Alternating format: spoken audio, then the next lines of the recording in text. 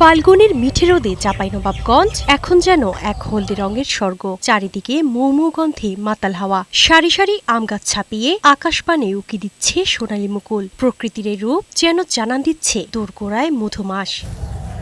কুয়াশার বাধা পেরিয়ে এবার আগিয়ে এসেছে মুকুল। তাই তো নাওয়া খাওয়া ভুলে ব্যস্ত চাষিরা। কেউ ছত্রাকনাশক স্প্রে করছেন, কেউ বা ব্যস্ত নিবিড় তদারকিতে। লক্ষ্য একটাই, মুকুল যেন ঝরে না যায়। কীটনাশকটা ব্যবহার কারণ হচ্ছে গুঁটিটা যেন শক্ত হয়, ঝরে না পড়ে। আবহাওয়া অনুকূলে থাকায় এবার বাম্পার ফলনের আশা করছেন আম উৎপাদন সংশ্লিষ্ট ব্যবসায়ীরা। স্থানীয় কৃষি বিভাগ সহ আম চাষিদের ভাষ্য অনুযায়ী এবার আমের মুকুলে রোগবালাইয়ের আক্রমণ তুলনামূলকভাবে কম। আবহাওয়া ভালো আছে, আকাশ বৃষ্টি নাই, আর পরবর্তীতে কি হবে বলে মানে বৃষ্টির উপরে তো নির্ভর করে। আবহাওয়া ঠিক থাকে তো ফলন ইনশাল্লাহ ভালো হবে। স্থানীয় কৃষি সম্প্রসারণ অধিদপ্তরের তথ্য অনুযায়ী চাঁপাইনবাবগঞ্জে ৩৭,৪৮৭ হেক্টর জমিতে আম গাছ রয়েছে ৯২,৪৪,৭৬৫টি। চলতি মৌসুমে আম উৎপাদন লক্ষ্যমাত্রা নির্ধারণ করা হয়েছে ৩,৮৬,০০০ থেকে ৪,৫৮,৯১২ মেট্রিক টন। আমরা মাঠ পরিদর্শন করে দেখেছি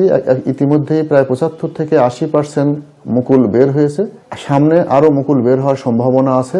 এদিকে আবহাওয়া অনুকূলে থাকলে আম উৎপাদন লক্ষ্যমাত্রা ছাড়িয়ে যাবে বলে জানিয়েছে চাঁপাইনবাবগঞ্জ ফল গবেষণা কেন্দ্র। আমরা আশাবাদী যে এই বছর চাষিরা ভালো মানের আম উৎপাদন করতে পারবে। হঠাৎ করে বাগানে হপার পোকার আক্রমণ বেড়ে যেতে পারে, সে অবস্থায় তারা যেন অবশ্যই এই পোকাটা দমনের জন্য কার্যকরী পদক্ষেপ নেয়। মুকুলের এই সোনালী মিছিলেই লুকিয়ে আছে হাজারো চাষির আগামীর হাসি, যা জানান দিচ্ছে এক রাজকীয় মধুমাসের অপেক্ষায় আমের রাজধানী চাঁপাইনবাবগঞ্জ।